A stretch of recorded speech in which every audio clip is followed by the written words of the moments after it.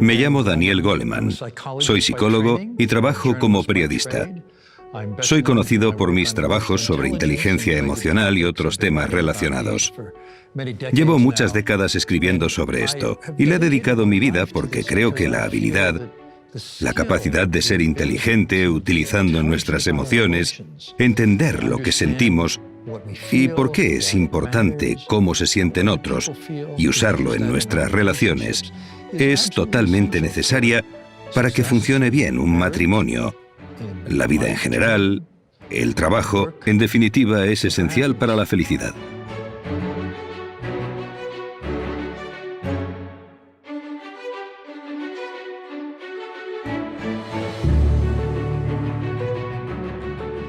Hola, señor Goleman. Hola. Me llamo María Luisa. Soy madre de una niña maravillosa de 9 años. Es un honor estar hoy con usted. Es fantástico pasar un rato con usted, poder hacerle unas preguntas y que forme parte de este magnífico proyecto que es Aprendemos Juntos. Muchas gracias por estar aquí. Gracias, muchas gracias. Es un placer. Una Gracias. visita rápida. Gracias. ¿Empezamos con lo fundamental? Sí. Porque probablemente la mayoría de gente que nos ve son padres como yo. Y puede que no estén muy familiarizados con lo que implica la inteligencia emocional. Si nos pudiera dar una descripción, sería genial. Claro, la inteligencia emocional tiene que ver con las habilidades personales, no es un aprendizaje académico. Se centra en cómo te manejas a ti mismo y tus relaciones. Hay 4 partes. La primera es la conciencia de uno mismo, es decir, saber lo que sientes, por qué lo sientes, lo que determina sus consecuencias, lo que puedes hacer bien o mal. Después, gestionarse a uno mismo, ser capaz de cumplir tus metas, ser positivo ante los contratiempos, controlar las emociones perturbadoras para que no te destrocen la vida o te impidan hacer lo que quieras hacer. En tercer lugar, la empatía, entender cómo se sienten los demás. Las personas no lo dicen todo con palabras, sino con el tono de voz, con el lenguaje no verbal, etc. Así que ser capaz de entender eso, de entender el punto de vista del otro y utilizando eso saber qué le pasa a la otra persona. Por último, manejar bien las relaciones, colaborar, ser bueno en un equipo, resolver conflictos, influenciar a la gente, persuadir, comunicarse, escuchar, todas esas habilidades. De eso trata la inteligencia emocional. ¿Qué significa ser inteligente con relación a nuestras emociones? Ese es exactamente el objetivo de la inteligencia emocional. A eso se refiere realmente. Primero creo que es importante darse cuenta de que cada emoción tiene su lugar. Cada emoción es un mensaje importante. El problema empieza cuando las emociones se vuelven muy fuertes o están muy fuera de lugar, son inapropiadas o duran demasiado tiempo. Por ejemplo, si una niña de 8 años se enfada porque no la han invitado a una fiesta, es normal que esté enfadada. ¿Cuánto le dura? ¿Sigue enfadada 2 días después, 2 semanas después? ¿Y su madre? ¿Estará enfadada solo por eso, por esa única cosa? ¿Se despierta a las 2 de la mañana preocupada? Estaría fuera de lugar, es demasiado. Tener inteligencia emocional es principalmente escuchar qué te dicen las emociones y asegurarse de que puedes manejarlo si se está entrometiendo en otras cosas que quieres hacer. En otras palabras, una emoción tiene su propósito, Sí. pero luego termina y tienes que seguir adelante. Es muy importante que los padres sepan esto. Y la gran pregunta es, ¿podemos enseñar inteligencia emocional a nuestros hijos? ¿Podemos reforzar su propia inteligencia emocional? ¿Cómo podemos hacerlo? Ya lo habéis hecho. Se hace desde que nacen, desde que coges al bebé, le ayudas a dejar de llorar y le calmas. Sí. Estás enseñando a su cerebro a calmarse, a que se le pase el enfado. En todo lo que haces con un niño le enseñas inteligencia emocional. Y el cerebro de un niño está hecho para observar atentamente a las personas, para aprender a ser un ser humano. Sí. Si eres padre, no puedes evitar enseñar inteligencia emocional. Los padres son los primeros profesores. Eso me lleva a algo importante que me pasa. No tengo el nivel de autocontrol emocional que me gustaría tener. Estoy intentando enseñarle eso a mi hija, Sí. pero es algo que yo tampoco tengo controlado. Eso crea un caos en casa. ¿Cómo podemos manejar esto? No me rendiría, porque en cierto modo eres un ejemplo para tu hija y sientes que no eres tan buen ejemplo como deberías ser. Puede que seas mejor de lo que piensas. Pero, por otra parte, puedes ayudar a tu hija a aprender a calmarse, a manejar sus emociones hablando con ella. ¿Por qué estás tan enfadada? Vale, ¿Por qué no haces algo que te guste? vale. A cierta edad, eso la calmará. Sí, Preguntarle por qué siente celos de sus amigos, si se siente dolida porque no la han invitado. Son cosas que van a pasar. Puedes ayudar a que aprenda de ello, ayudarla a que entienda más cosas sobre sus propias emociones y también darle métodos. Quizás respirar profundamente. ¿sí? Todo eso ayuda. Eso ayuda a los padres porque los hijos quieren aprender de los padres. Es verdad. Cada vez que intentas ayudar a tu hijo a manejar mejor las emociones, a empatizar mejor, lo que sea, los estás ayudando. Genial. Esto me hace pensar en los colegios, porque lo que dices me hace pensar que los colegios se benefician del aprendizaje social y emocional. ¿Qué es el aprendizaje social y emocional? ¿Y qué beneficios tiene para las escuelas? Este aprendizaje usa los elementos de la inteligencia emocional, conciencia de uno mismo, autogestión, empatía, habilidades sociales, pero además añade la toma de decisiones, sobre todo decisiones sociales. Las transforma en lecciones para los niños apropiadas a su edad. Para los que tienen 7 años, la lección de inteligencia emocional, de aprendizaje social y emocional, lo llamamos SEL, sería: imaginemos que piensas que alguien te ha cogido el lápiz. ¿Qué te ayudaría y qué no te ayudaría? Vale. Pegarle a otro no ayudaría. Preguntar si ayudaría. Pedir al profesor que intervenga. En otras palabras, los niños pasan por distintas situaciones y deciden qué es lo mejor. Algunas de las cosas que practican en estas clases es que en el aula hay un póster de un semáforo con la luz roja, la amarilla y la verde. Dicen: cuando estés enfadado, acuérdate del semáforo. Con la luz roja, para, cálmate y piensa antes de actuar. Es genial porque enseña a los niños que no puedes controlar qué sentirás, cuándo o cómo de fuerte será, pero sí lo que haces después de sentirlo. Puedes parar, relajarte y pensar qué pasaría si haces una cosa u otra. La luz amarilla significa pensar todo lo que puedes hacer y cuáles serán las consecuencias. La verde, elige la mejor e inténtalo. En las escuelas con el método SEL lo utilizan con todas las edades, incluso con chicos mayores de 16 o 17 años. Piensan en cuáles serán las consecuencias porque les ayuda a tomar mejores decisiones en la vida. Son muchos y muy determinantes los datos que respaldan esto. Demuestran... hay un estudio hecho entre 750.000 estudiantes. La mitad tenían este tipo de enseñanza y la mitad no. Demuestra que los niños que habían practicado con el aprendizaje social y emocional eran capaces de manejar mejor sus emociones, se metían en menos peleas y discusiones, se comportaban mejor en clase, prestaban más atención y tenían menos problemas. Estos indicadores, que llamamos antisociales, todos han descendido. Y los indicadores prosociales han aumentado. Me encanta el colegio. Creo que alguien en el colegio se interesa por mí de verdad. No quiero saltarme las clases, quiero ir a todas. Esos han aumentado un 10%. Los negativos bajaron un 10% y bajó más en los colegios en los que más se necesitaba, donde había más problemas. Esto es interesante. Las notas subieron un 11%. Ayuda a que los niños aprendan mejor. ¿Por qué? Por cómo está estructurado el cerebro. La parte que aprende es la corteza prefrontal y el neocórtex. Pero la parte del cerebro que tiene emociones perturbadoras se encuentra entre las orejas, y el cerebro se estructura para que esta parte domine a esta si estás enfadado. Para los niños, lo que más les desequilibra es lo que pasa en casa y lo que pasa con otros niños. Pero si aprenden a gestionar esto mejor, no les altera tanto. Toda emoción perturbadora es una distracción. No puedes prestar atención ni al profesor ni al libro porque piensas en esa fiesta a la que no te han invitado o cualquier otra cosa. Pero si enseñamos a los niños a gestionar esos melodramas presentes en sus vidas, podrán aprender mejor. Eso es lo que muestran los datos. ¿Y por qué no se hace en todos los colegios? Es un movimiento global a nivel mundial. Singapur fue el primer país en asegurarse de que cada alumno tuviera SEL. ¿Sabes por qué?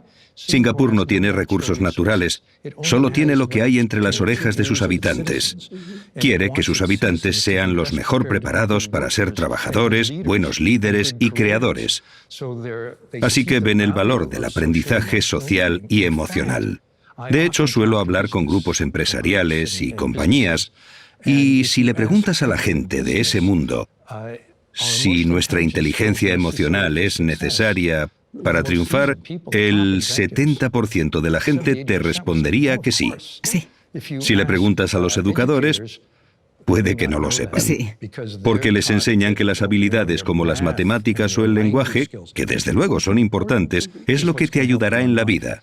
Pero lo cierto es que los datos del mundo empresarial demuestran que son habilidades básicas. Todos las tienen. Claro que es necesario tener un buen nivel en matemáticas, pero lo que te hará ser un buen miembro de un equipo, lo que hará que destaques, lo que hará que seas un gran líder, no tiene que ver con lo que aprendes en el colegio. Las habilidades que te distinguirán están en el campo de la inteligencia emocional. ¿Puedes persuadir, autogestionarte, empatizar? Esas son las habilidades importantes en el mundo laboral. Creo que el currículum escolar debería reflejar esto.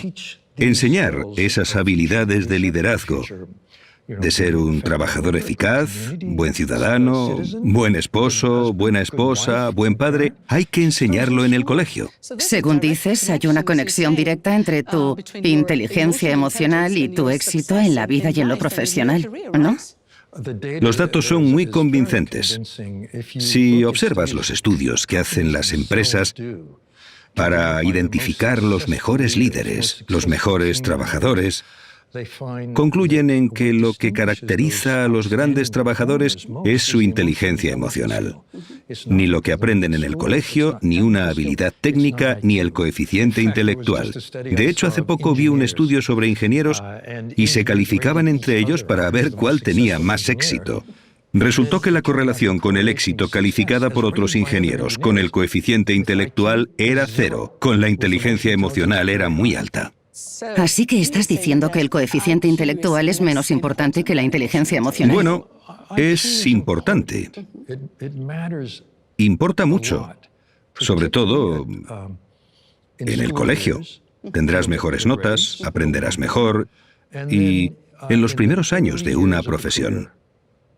Pero más adelante en tu carrera profesional, cuando asciendes a gerente, por ejemplo, y te conviertes en un alto ejecutivo, no importa tanto. Para ser un alto ejecutivo, tienes que tener coeficiente intelectual, lo que técnicamente se llama una desviación estándar sobre lo normal. Lo normal son 100. Una desviación estándar son 114 o 115, que resulta ser lo que necesitas para sacarte un grado avanzado, un máster en administración de empresas. Así que ayuda mucho. Pero una vez estás ahí, estás compitiendo con gente tan inteligente como tú. Sí. Así que tu coeficiente no marca la diferencia. Hay datos que dicen que después del 120 no hay relación entre éxito profesional y coeficiente intelectual. 0. Un coeficiente de más de 124 para los líderes es negativo.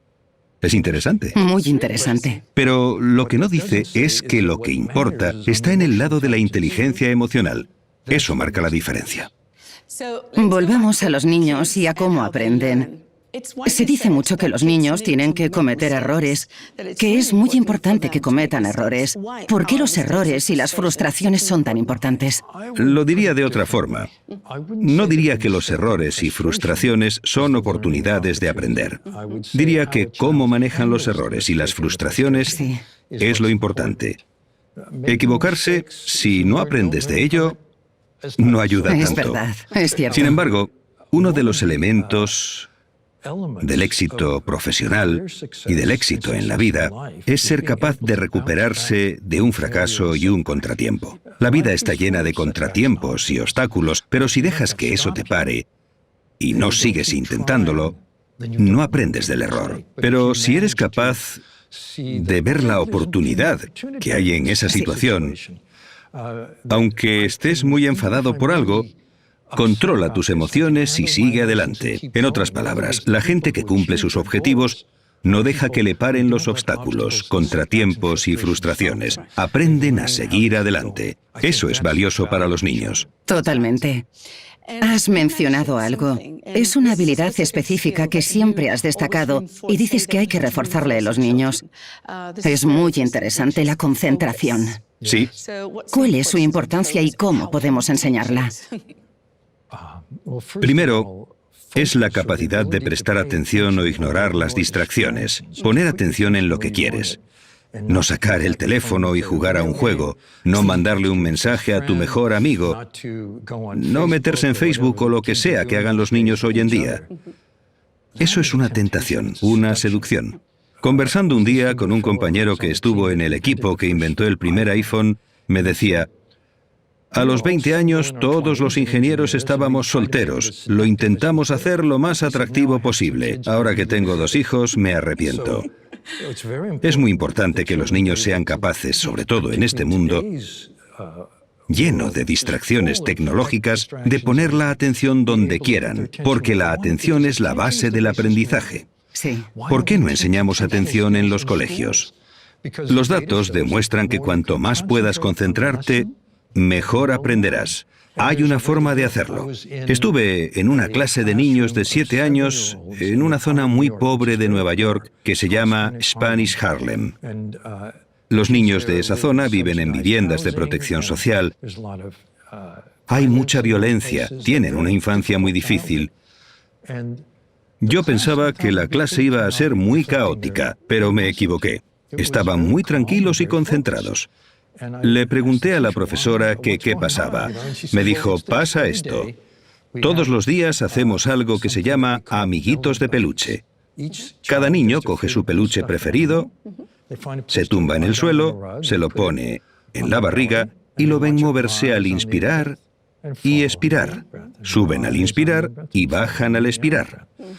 Eso es básicamente un entrenamiento para la atención, gimnasia para la mente. Conforme creces, trabajas con distracciones porque la mente siempre se distrae. A veces esto lo llamamos mindfulness. Es un gran avance tenerlo en los colegios. Cuando tu atención se dispersa, te das cuenta y te vuelves a concentrar. Vale. Eso ayuda a fortalecer los circuitos neuronales de la concentración.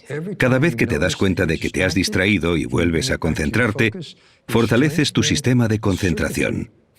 Es como ir al gimnasio. Cada vez que levantas un peso, cada repetición fortalece el músculo. Cada vez que un niño o un adulto vuelve a concentrarse, fortalece su sistema para hacerlo. Esto te puede enseñar. El cerebro quiere aprender a prestar atención. Es lo primero para cualquier tipo de aprendizaje. La atención se puede entrenar. Es la base del aprendizaje. Por eso, en los colegios debería entrenarse la atención. ¿Qué hay de la meditación? ¿Está relacionada? ¿Ayuda? La meditación es un término genérico. La atención plena es la adaptación de los métodos clásicos de la meditación. Acabo de escribir un libro sobre la ciencia de la meditación, teniendo en cuenta los estudios académicos científicos. Y hemos encontrado que la atención plena o entrenamiento de la atención, prefiero ese término al de meditación, fortalece la concentración. En la época de la universidad, si practicas esto, resulta que obtienes mejores resultados en el examen de acceso a la escuela de posgrado. Tienes mejores notas. Si te preocupas por tus hijos, querrás que tengan esa capacidad. Sí, esto es algo realmente importante que hay que enseñar a los niños y es algo que debería enseñarse en los colegios. Se enseña lo que se conoce en ciencias como el control cognitivo. Es la habilidad de concentrarte en lo que quieres e ignorar las distracciones. Resulta ser el mismo sistema de control que nos ayuda a manejar las emociones desagradables. El cerebro usa el mismo sistema para esto. Que esos niños de 7 años se concentren en los peluches les enseña este tipo de control. Una de las pruebas más conocidas de control cognitivo es la prueba del marshmallow. Si no la conoces, deberías. Se llevó a cabo en la Universidad de Stanford. Uno a uno, unos niños entran en una habitación y ven una golosina grande y apetecible. Un dulce, creo que decís en español. Dulce. Lo dejan en la mesa delante del niño y el examinador dice, te lo puedes comer ya, pero si te esperas a que vuelva, te daré 2. Se va de la habitación y el niño se queda mirando, pensando qué hacer. Un tercio de ellos se lo comen al momento y el resto se esperan. Les siguen la pista. Y cuando están a punto de entrar en la universidad, 14 años más tarde, resulta que los que se habían esperado, comparado con los que no, y que fueron impulsivos, retrasan la gratificación para perseguir sus objetivos, que es de lo que va la prueba. Se llevan mejor con sus amigos y en el examen de acceso, de 600 puntos en total, obtienen una ventaja de 210 puntos. En otras palabras, aprenden mejor. Todos eran niños cuyos padres habían ido a Stanford. Venían de familias con alto coeficiente intelectual. En Nueva Zelanda se hizo un estudio sobre el control cognitivo. Participaron niños de 4 a 8 años. Evaluaron su control, los volvieron a evaluar a los 30 años y descubrieron que el control cognitivo pronosticaba mejor el éxito económico y la salud a los 30 que el coeficiente intelectual en la infancia o la riqueza de la familia en la que has crecido. Esto significa que es una forma de ayudar a los niños más pobres a tener una vida más plena, porque pueden autogestionarse mejor. Está bien. ¿Por qué no enseñarlo a todos los niños? Claro. ¿Podemos hablar de la compasión? Sí. Porque vi tu charla de TED. Me sorprendió mucho, porque tiendo a vincular la compasión con la caridad o con sentirse mal por otros. Pero lo enseñas de otra forma. ¿Cómo describirías la compasión con tus palabras? Creo que la forma más básica de pensar en la compasión es el sentido de un ejercicio que se encuentra en un estudio del Instituto Max Planck de Alemania para aumentar el sistema de compasión del cerebro. Es uno de los 3 tipos de empatía. El primer tipo es la empatía cognitiva. Entender lo que piensas, ver tu punto de vista, significa que puedo comunicarme eficazmente contigo. El segundo es la empatía emocional. Sé cómo te sientes porque yo también lo siento. Y el tercero es la preocupación empática. Cada tipo utiliza una parte distinta del cerebro. La preocupación empática, que es la base de la compasión, utiliza el sistema de preocupación de un padre, el amor de un padre por su hijo. Yo creo que la compasión es tomar el sentimiento que tienes por tu propio hijo y aplicarlo a cualquier otra persona. Hay un ejercicio, como he dicho, que refuerza este sistema, en el que primero piensas en alguien a quien estás agradecido, que ha sido amable y te ha ayudado, quizá a tus padres u otra persona, y les deseas que estén seguros, sanos y sean felices y que tengan una vida plena. Después deseas eso para ti y para la gente que quieres, tus hijos, tu familia, tus amigos. Después para la gente que conoces, del trabajo o de la comunidad, y luego lo extiendes a todo el mundo. Y lo que compartes es el deseo de que la gente tenga una vida feliz, segura y plena. Esa es la compasión. Y se expresa de muchas formas, dependiendo de la situación. Quizá solo prestando atención a gente a la que puedes ayudar, dando dinero a alguien necesitado o haciendo obras de caridad. Son las formas más obvias, pero creo que hay un gran espectro de compasión que va desde lo que pensamos que es la caridad hasta solo prestarle atención a alguien. Eso es microcompasión.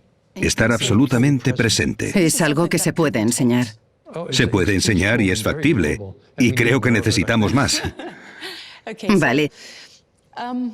Como madre, claro que me interesa el éxito en la vida de mis hijas, pero me interesa más su felicidad. Sí. ¿Cómo se vincula la inteligencia emocional con la felicidad?